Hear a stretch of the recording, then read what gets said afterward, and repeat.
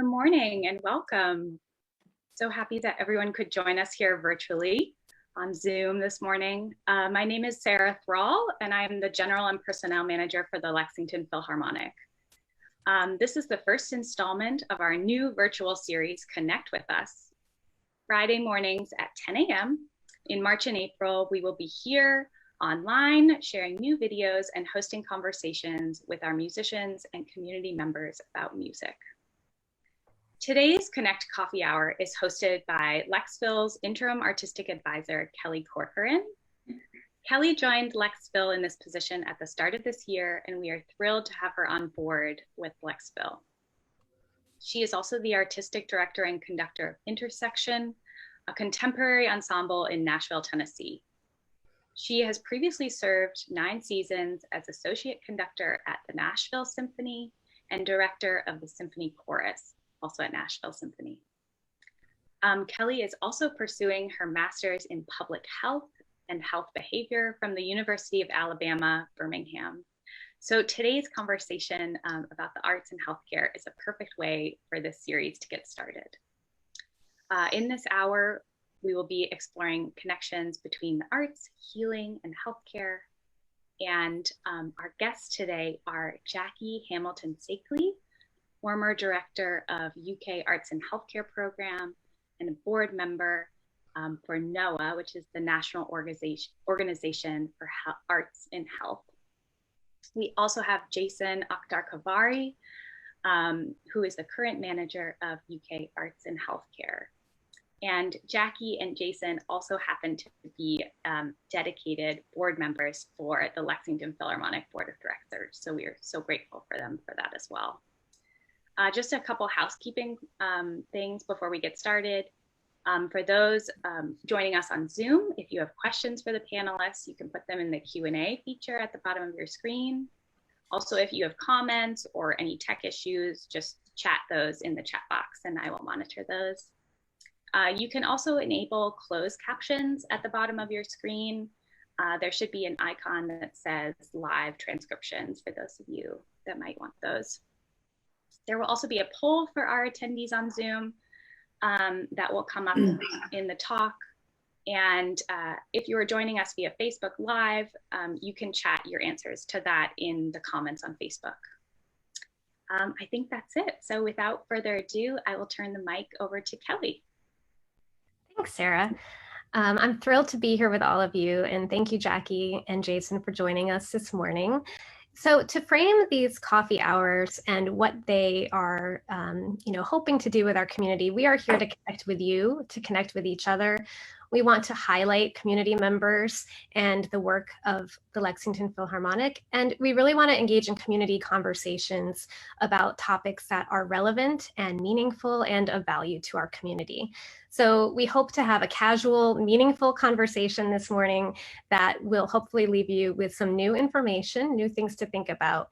And we also want to make space to listen to you. So we do very much encourage you to put your questions and comments in the chat and Q&A functions. Throughout the whole hour here, if you have a question at any time, you can put that in. So you don't have to wait for particular moments. You can put comments in along the way. And at the very end of our hour, that's when we'll be sharing some resources and links that you can visit to learn some more about the topics that we'll be talking about today. So I want to frame our conversation first by defining what we mean by health, because health can mean many things to many different people. And I think it's important that we have a shared understanding of health as we engage in this conversation. And I'm going to read the definition of health from the World Health Organization.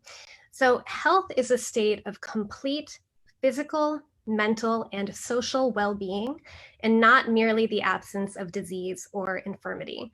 So when we talk about health, we're not just talking about the absence of disease, but really our complete social, mental, and physical well-being. And, I believe that the arts are a critical part of that. And I think Jackie and Jason share that belief as well. And I also want to share the mission of UK Arts and Healthcare, because this is an extension of this definition of health, and will also frame our conversation today. So the mission of UK Arts and Healthcare is to create an environment of care and to focus on the spiritual, emotional, and physical well-being of patients, families, caregivers, and staff. The program recognizes the arts and the artists as powerful and positive forces in the healing process. And I love that that mission focuses not only on the patients, but the entire community of families, caregivers, and staff. And so we'll be digging into that as well, and how that program relates to those different communities. So I want to start by asking our attendees and anyone viewing on Facebook as well, how important do you think the arts are to our health? Considering the definition of health that we just talked about, where health is our complete physical, mental, and social well-being. So Sarah is going to put a poll out there, and you can reply if you think the arts are very important, somewhat important, neutral, somewhat unimportant, or not at all important. And we'll let that poll hang out there for a little bit to see what kind of responses that we get. In the meantime, as Sarah mentioned, I'm focusing on public health in my recent studies, expanding my work as a conductor and as an artist. And I wanted to share with you some research related to public health that relates to the arts. So we know that attending cultural events is linked with a better perceived health outcome. Stimulating leisure activities like reading, painting, and attending cultural events can protect against dementia in later life. Arts participation among teenagers and adult men is associated with reduced obesity.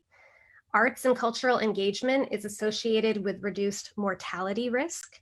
And for mother and infants, singing together is associated with enhanced well-being, self-esteem, mother-infant bond, as well as fewer symptoms of postnatal depression. So those are some really strong health outcomes that we know about how the arts relate to our health. And I know for all of us attending and participating, right, like attending a musical event or participating in a musical event provides such social connection and really helps to prevent the isolation that we may otherwise feel in our daily lives. Even singing in a chorus, singing can increase pain tolerance. And singing in a chorus, there's research that talks about how heartbeats will even begin to align among members of a chorus that are singing together. So we have all of these incredible outcomes from our engagement with the arts, with music, and with cultural events. So I'm eager to see the results of the poll, but I want to first turn to you, Jackie. Lexville and UK Arts and Healthcare have a long history of partnership. So tell us about that partnership and this history and why it is so meaningful and so important to our community. Well, I started with UK Healthcare about 15 years ago. And actually, my late husband had initiated an endowment to bring in artists to perform with the Lexington Philharmonic. A lot of emerging artists that were identified by our then music director. And so UK Healthcare shared in the visit of those artists. So the artists would perform with the Philharmonic, but also perform in the hospital. And then we kind of expanded it. So they became educational events, they became community events. So the artists would, for example, they went to Eastern State and performed for the residents there. They performed at bars just to bring music to the community. But what was really amazing was the impact on the artists themselves and how it gave back to them and let them really experience our community and our musicians and the work that the Philharmonic is doing. So it's been a long time relationship and been very positive, I think. Yeah, that's wonderful.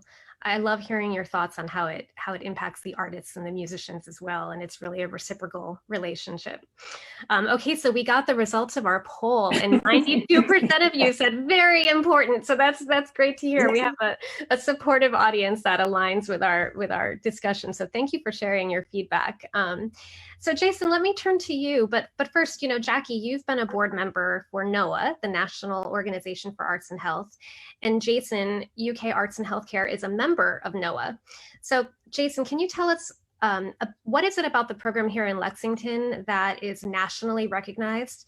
And how does the work in Lexington relate to this broader network of other programs around the country and the work that they're doing with arts and healthcare? Yeah, it's a great question. I mean, and to Jackie's credit, when, the program was initiated, there was, a close look was taken at best practices around the country.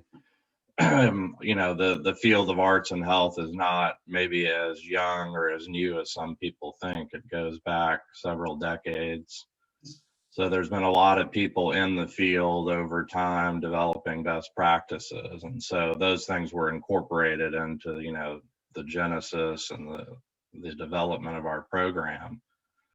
So, to that effect, and I would be remiss if there are some other factors that allowed us to be as successful, in terms of our arts and healthcare program. And a large part of that is due to the former head of UK Healthcare, Dr. Michael Karp. Without his passion and belief in the field of arts and health, again, that the program probably wouldn't be what it is today. But, and more specifically, it's the fact that we have really what is an astonishing collection of works of art that it's very much a Kentucky collection. We support, our local and our regional artists, but it's also an international collection, so we have everything from very renowned artists to the most up and coming of artists that are being given their first chance to sell a significant amount of work, to perhaps first have their first exhibit in a rotating gallery space. So, and then again, we have our large visual art permanent collection, which is really rivals anything in the state of Kentucky and even beyond. And then we're up to 7 rotating galleries now. So that gives us a lot of opportunity to bring in various types of artists and exhibits, so that we're able to touch on a myriad of topics and subject matter. And then, of course, our performing arts is also pretty stellar. We have several long-standing music series, and we do live music throughout several locations, within the UK Healthcare enterprise, not just at the hospital. Yeah. Can I just add?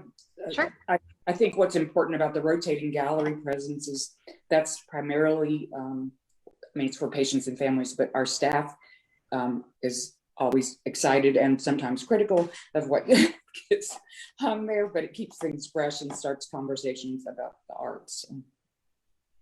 Yeah, that's great. Maybe later in our conversation, if there's time, we can talk a little bit more about that process of selecting artwork and that curation, because I would love to hear a little bit more about that too.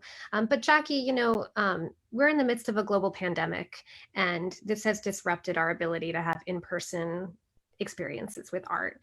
And I think for many of us, that has strengthened this connection to how important the arts are for our health. But, as you both described, this is not anything new, right? Like, this work has been around for a very, very long time. But for you personally, Jackie, why are the arts and health important for your health? Like, what are your personal feelings about that and how that plays out in your life? Well, I have a dance and visual art background.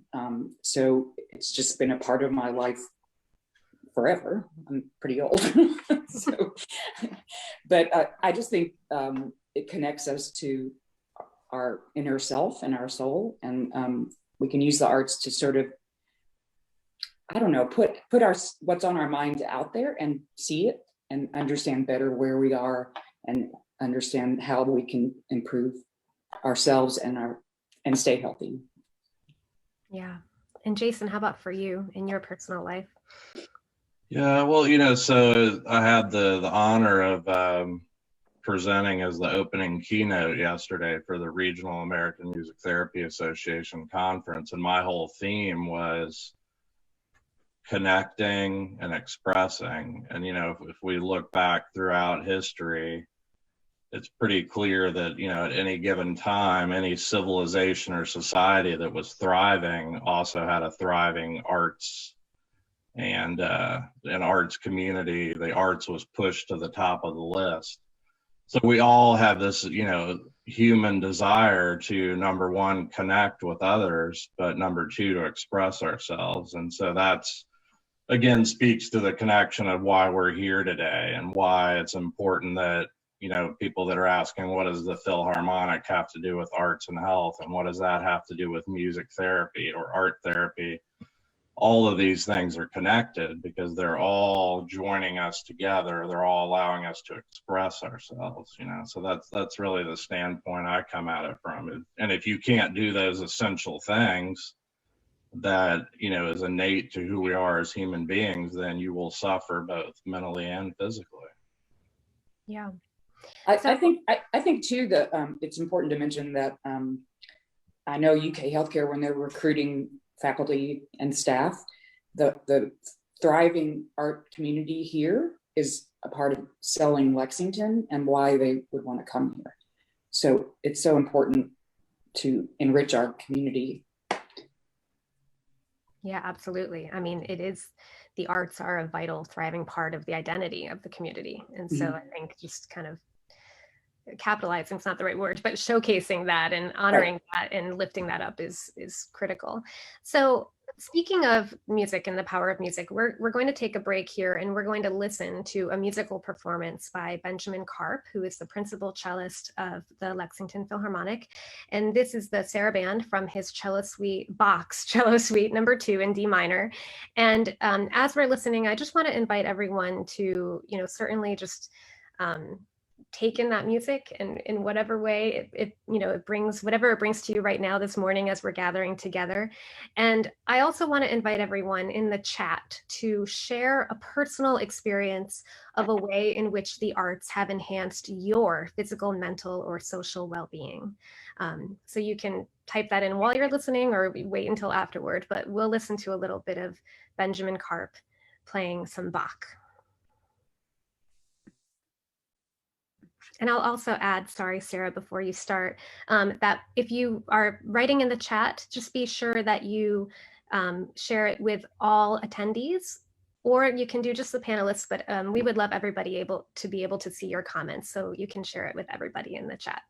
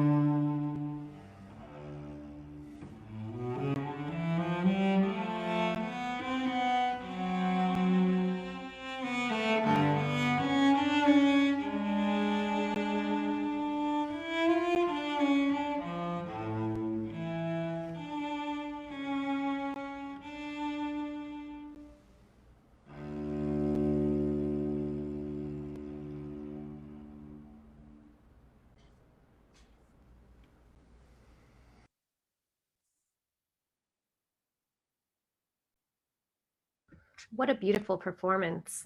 And that was filmed at the Loudon House. So, and I love the way the sun is coming in while he's playing. I also would invite everyone attending or on Facebook to, put in the chat or in the comments if you have a piece of music that you love that helps you to, I don't know, just feel more connected to yourself or to others or humanity. When I was thinking about what music to play this morning, I immediately thought of the Bach cello suites just because they're so beautiful and meditative. And for me personally, they kind of center me and help to quiet the noise in my head. But Jackie, Jason, I don't know if you want to add anything to that beautiful performance that we just heard in terms of your comment. I just want to say, it's been so long since I heard live music. Yeah. I really miss it. I know. Yeah, it's so important to our lives. It's so important. Thank you for sharing that. And Jason, did you want to add anything in response? Yeah, I mean, it's a magical thing. I mean, just for those brief moments, we were all able to be transported, right? So, we can't be together, but we're here, but in the virtual world together. So again, we're connecting, and Ben is expressing himself, and we're connecting through that. So it is a beautiful thing. Yeah, and I want to thank Laura Beth and Samantha who put some comments in the chat as well. So thank you for sharing that. So we'll continue to we'll hear a little bit more of Benjamin in just a little bit, another movement of a Bach cello suite. Jason, let's talk a bit about the difference between when we have professional artists engaging in programming connected to our health versus a licensed music therapist and the work that they do. And because I'm not sure everyone really, understands the different ways that music can interact with our health, even just in those two buckets of interaction. Yeah, absolutely. I mean, the primary difference when we're talking about music therapy is, you have people that have dedicated themselves to education and training that allows them essentially to use music as their tool in a clinical setting, so a music therapist services can be requested by a physician. They can chart just like a physician or any other type of rehab specialist would. So they're really the boots on the ground and the people that are able to connect one-to-one or in group sessions with patients, or if it's a music therapy practice in the community, they may be working with students in the public and private school system. They may be going to skilled nursing facilities. But again, they have been trained for the clinical environment, and there are some major advantages to that. But equally beneficial, in my opinion, is if, for example, having live music in a healthcare setting. Having performing artists in residence, it's done different ways at different locations. Some places, some entities do not have, music therapy for perhaps budget reasons or other reasons, but they have performing artists that are still able to play music more in a performing sense for the patients. So really the primary difference is that, a music therapist is using that tool to achieve a specific clinical objective. Perhaps it's working with a patient on drumming so that they can help rehab, physical suffering from a stroke, perhaps, or having them work on regaining speech or other motor skills. So there's a myriad of ways that music can be applied for that direct clinical benefit. And Jackie, let's turn to you, and because NOAA has done some excellent work creating some standards of practice for musicians working in healthcare, as well as a curriculum, study guides, and credentials for these musicians. So, kind of piggybacking on what Jason said, right? Like we have our music therapists, but then we have many artists who potentially were conservatory trained or had some other background where they never really learned about how to apply that work in a healthcare setting. So tell us about these resources from NOAA and why they are important for musicians. Well, I think the impetus for this work was, there's been some tension between music therapists and non-licensed artists working in healthcare. And so I think, and you know, in a healthcare setting, maybe the administration is hesitant to bring in non-licensed artists. So the thinking is, let's standardize the way that work is done. And then we've written what we're calling the core curriculum, which is a study guide for a credentialing exam, so that hospital administration or, you know, clinic administrators or whatever can bring an artist in and know that they are prepared to work in a healthcare setting, because it's unusual. I mean, you never know what you're going to run into, and for the artists themselves to give them confidence that they can handle whatever situation arises. So that curriculum is actually available to order on the NOAA site at this point. The Standards of Practice and Code of Ethics is already there. You can probably download it in PDF form. And then I think the curriculum will be available online as well. And then there'll be a third-party exam administrator that, I don't know the schedule for that yet, but where an artist could go and take that credentialing exam and then have some kind of documentation they could take forward. Yeah, that's wonderful. So I would imagine musicians really at any point in their career trajectory, even if they're a student studying in a conservatory or in a university, they could already start to, you know, look at these materials and gain that knowledge and expertise, right? Yes. Well, it's an opportunity for them to employ themselves too. Right. Yeah. So I think that's worth noting, right? That, you know, career paths for musicians, there's a wide variety of what that can look like. So I think that's definitely worth noting for sure. So I want to invite our attendees again and anyone on Facebook Live to feel free to continue to put any questions in the Q&A. We would love to hear what questions you have for Jackie or Jason or myself. And we're eager to hear, you know, what's on your mind and what you would like to know. But while we are encouraging you to do that, let's listen to the other Bach performance from Benjamin Karp.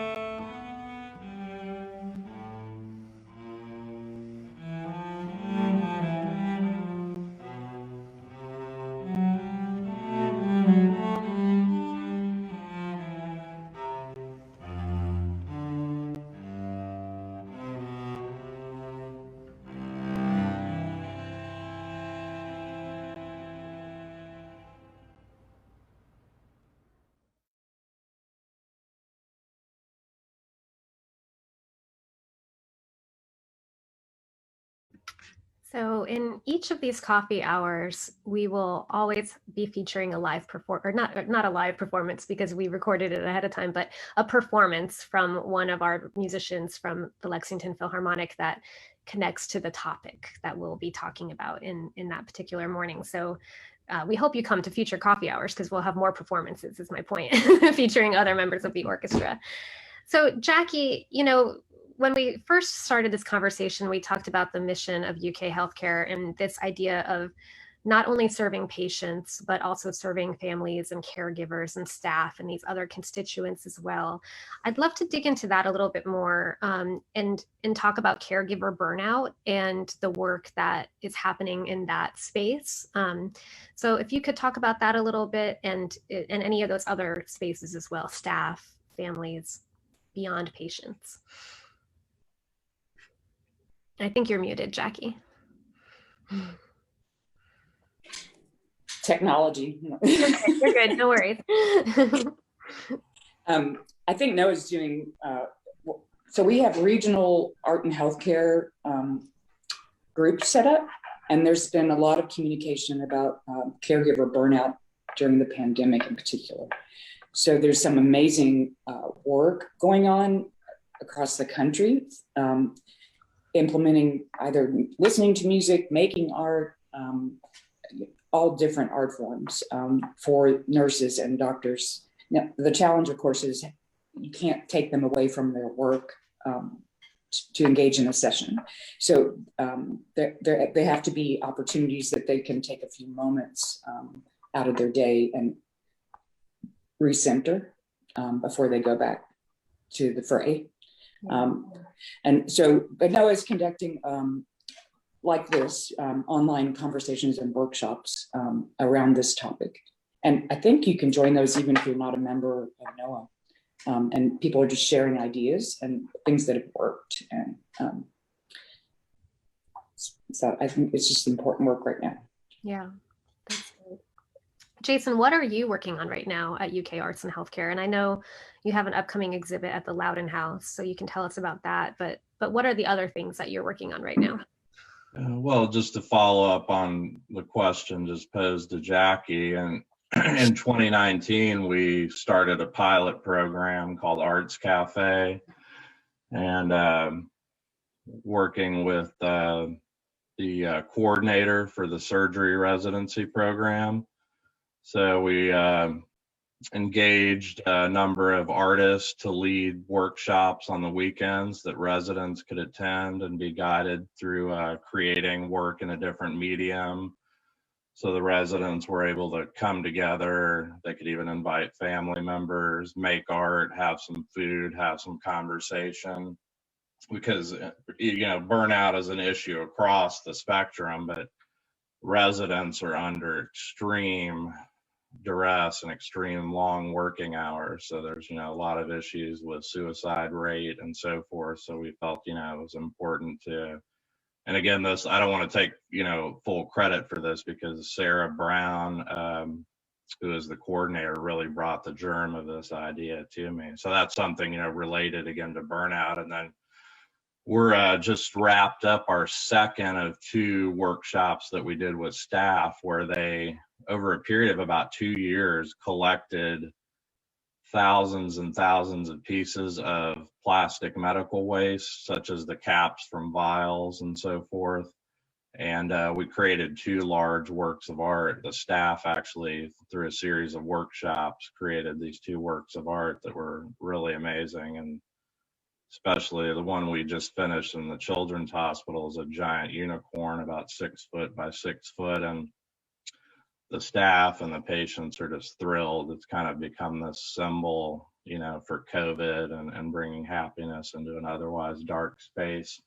And then just quickly, on opening on March 19th. So I also have a nonprofit organization called Create that I co-founded with Jesse Mark, who is recently deceased, but in his honor, I'm going to continue with this nonprofit. But we're doing, we have the entirety of the Loudon House. The exhibit will be opening on the 19th. It's called Unprecedented Journey. and it's really exploring the intersection of arts and health. And we did 2 separate calls. One of them, again, involves a guest curator, Sarah Brown, who we're repurposing the physicians' white coats, and we put out a call to professional artists to transform those white coats into works of art. That'll be one portion of the exhibit. And the other large portion of the exhibit is actually healthcare workers. So anyone from a doctor, a nurse, down to a physical plant worker, an IT person, anyone that works in the field of healthcare could participate. And so we did a juried call for art, and it's going to run from March and well into April. So love to see people come out and check it out. The quality of work that we've received is just mind blowing. I mean, even the staff at Loudon House, Lexington Art League are just staggered by the quality of work and the number of works and people that participated. So we're super excited about that. And really, the whole idea of CREATE is sort of the unofficial branch of arts and healthcare. Really, you can't always wait for people to come to the hospital or into your clinics. You have to go out and engage the community to, and again, as part of that exhibit, we're going to have a lot of information, text information about creative arts therapies, about music therapy, about integrated medicine. So we're always through CREATE, we're trying to educate the community so that, God forbid they become an inpatient, they're aware of music therapy and far more likely to request it, or they're aware of art therapy as a healing component that can be part of their care. Yeah, thank you for sharing all that. I mean, I think what we're touching upon here this morning is that this is a huge topic, right? Like, we can start from the spectrum of just a beautiful performance and the power of that performance to provide healing and wellness, and then to the other spectrum of really very specific interventions that we've talked about with music, whether that be for motor skills or various things that we've talked about already. And so I think just this topic of how music is relevant to our health is really so big. And so in our last 20 minutes here, I want to reference just a few programs that are happening with orchestras around the country and with other organizations that provide some resources for everybody if they want to learn more. And I want to continue to invite our attendees to put any questions in the Q&A function on here so we can answer the questions you have. But there is a wonderful Center for Arts and Medicine at the University of Florida, and they do a lot of work that is training, just researchers, and just practitioners, all kinds of people to just really focus on the research related to arts and healthcare. So we'll share that link with you as well if you want to. Oh, I think Sarah put it in the chat, so thank you, Sarah. And then there's also the Sound Health Network, which is a really interesting organization as well, specifically looking at music and health and research related to the positive health impacts related to music and health. Larry just put a comment in the chat, so thank you, Larry, for sharing that. Played duets in high school for a local nursing home. Oh, it's a beautiful story. Beautiful story. Thank you for sharing that. Some other really amazing work that's happening in the orchestra field, you have orchestras that are doing programs related to mindfulness. The Augusta Symphony is doing a program related to that. There's a project that Carnegie Hall has done for 10 years called the Lullaby Project, where they partner moms with songwriters to write an original lullaby for their new baby to help with maternal and child attachment and bonding. And earlier on, we noted the power of singing and how that can create really powerful bonds. So there's just a lot of incredible programming happening around the country. And Jackie, tell us a little bit about this playlist project that you mentioned to me before we got on the Facebook Live, but the power of playlists and how they can also help in different settings as well. I want to add one other comment about another huge initiative is integrating arts appreciation into medical education.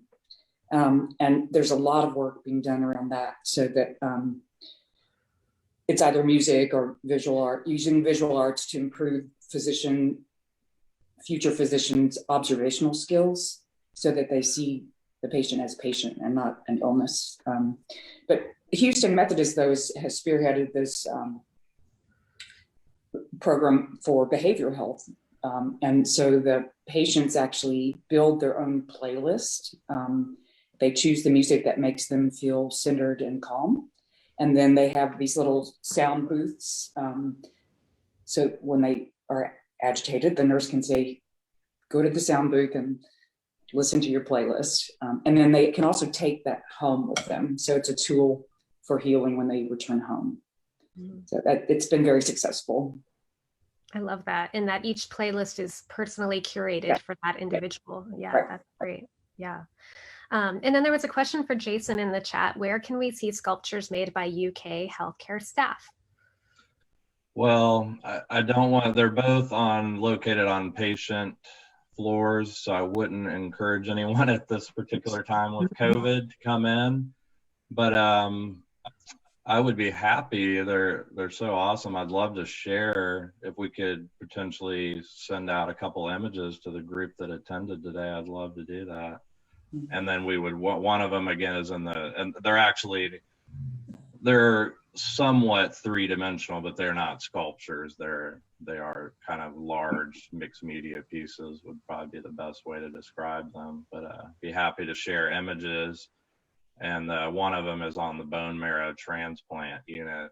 So we worked with our staff in the Markey Cancer Center bone marrow transplant unit, and they created more of a graphic piece that represents their unit and cancer. And then the Children's Hospital staff created, much more of an artistic piece that was meant more to uplift the patients and the staff. Jason, I'm trying to remember. I know that project got started before I retired. I'm trying to remember who that idea came from. I think it was one of our staff members, wasn't it? Yeah, it was. So Joey Burke there was a nurse, I believe she was a nurse in Canada. Right. And this thing, it's been going on for quite a number of years. It took a lot of time to pull it together. But yeah, this one, a woman in Canada had created a really beautiful sort of mural piece that was a little bit more, abstracted. And Joey had read an article about her and really brought the germ of the idea. And then it spread to the bone marrow unit, which actually they got theirs done a little quicker because it was somewhat less complicated. But I have a feeling that we're gonna end up doing this for a number of units. They're gonna be really, really popular. So it was a great idea. Thank you. Recycling all the pieces and parts. Yeah. So we've got our, though it's good for the environment, but when you see the totality of plastic being used, you are just making a drop in the bucket. But still, it's a beautiful thing to turn something that would otherwise end up in a landfill into a beautiful work of art. So we're getting close to the hour, and I want to end by asking you both a question that we didn't talk about ahead of time, so I hope this is okay. I'm tossing this at you, but maybe just this idea of, has your opinion of arts and music and how they relate to our health, has it changed at all with the pandemic? And maybe a secondary part of that, like, what do you want to leave us with today? The folks that are attending, is there just one final thought or thing you want to make sure you impart upon our attendees before we wrap things up? I don't know who wants to go first. I mean, for me, it hasn't necessarily changed, but I think it's just validated that which I knew, I mean, I think I've always known that music was so important to our health, but I feel like I've seen it in my personal life and in the community in which I live much more profoundly articulated during this time. So I think it's just amplified it for me personally. I don't know what you both. Yeah, I would agree with that. I just think it's become more important. And my hope is that it's pushed that concept to the forefront in more people's minds. I don't know if it's more visible, but it's probably more visceral. Yeah. How about you, Jason? Yeah, I mean, I'll try to make this real quick because I know we're rolling to the end here, but about 2 months into the pandemic, when we were all on, extreme lockdown, and you couldn't really tell a Wednesday from a Saturday anymore. Everything was sort of, and we're still sort of there, right? It's like Groundhog Day. Friday doesn't mean much anymore because the weekend looks about the same as a Wednesday. But I remember one weekend, about 2 months into the pandemic, I picked up my guitar for the first time in about 9 months. And, my voice was terrible because I hadn't sang in the same amount of time. But out of nowhere, I had this urge, and so I recorded like 4 or 5 songs and posted them to Facebook over, a number of weeks. And then I kind of dropped the guitar again. And it wasn't until I was asked to present at this music therapy conference and I was trying to come up with my overarching theme for my presentation. And then I landed on connection and expression. Then I was like, I had an aha moment. I was like, oh, that's why I put those videos on Facebook, because here I was, feeling sort of secluded and lost and not, some of that day-to-day activity that gives your life meaning wasn't really there. And so I realized what I was doing was fulfilling that need that I had to express myself and to hopefully connect, by sharing that expression. So, I think, and through this whole pandemic, I feel like I've had more requests of people interested in either, wanting to do an interview or wanting to engage in conversation or programming around arts and health. So, just like Jackie said, and you've said, it's really shined a spotlight on how important, arts and health are, how important music and creativity is to our lives. I have a more stupid story. I dance in my kitchen and I make videos of it. That's great. I make people laugh anyway. It's great. Yeah. Well, and I think, Jason, you picked up upon, and Jackie, you too, this idea of connect, right? And I think that's the theme for Lexington Philharmonic this year, connect. And whether it's Lexphil in your neighborhood or educational programming that we plan to do in this virtual series we're doing, it's all about connecting and connection. And so, I think that the arts and music provide a unique space where we can connect in a really beautiful, profound way. So thank you for wrapping that all up. I want to invite the attendees. Are there any final questions, thoughts? I see a few comments, right? How can we get on the list to receive Jackie's kitchen dancing? So we need to all see your dancing. And then, Jason on the guitar. So we can have a little spotlight of all of us making some music together. But if there are no final questions from our attendees, then I think I will turn it back to Sarah, but there's one final chat here. Thank you, Samantha, for your comment. Yeah, and Lexington Philharmonic, we are in conversations ongoing with Jason about continued partnerships and programming, and we'll continue to have more news about what that looks like and how we keep this incredible partnership going. So thank you, Jackie. Thank you, Jason, for joining us. Can I say one more thing? Sure, go for it. We have time. Yeah, go for it. Well, I just want to say I support the Philharmonic, and so I'm kind of sponsoring some video performances, and so I hope people can enjoy those, and would encourage anyone out there that has any extra dollars laying around to help further that work. Yeah, thank you. And I just want to sincerely thank everybody that joined us today, because even though it is a pandemic, we still have a lot of choices in terms of what we do with our time and where we choose to engage and focus our energy. So thanks to all of you for being willing to listen to us, and hopefully we've imparted something worthwhile. But thank you so much. Thank you. Thank you. I want to extend another thanks, obviously, to Jackie and Jason and Kelly for this wonderful conversation this morning. And to Benjamin Karp. Yes. And of course, to our wonderful performer, Benjamin Karp. For those of you that want to watch that video again and again, I put the link in the chat. It is up on our website. And there are many other musician videos up there, as well as 2 past Loudon House concert performances that we did this past fall. I would also like to take a moment here to thank our amazing supporters and members who make our work possible. Again, as Jackie said, if you are in a position to support us, please consider becoming a member of Lexville today. You can do that on our website at lexville.org.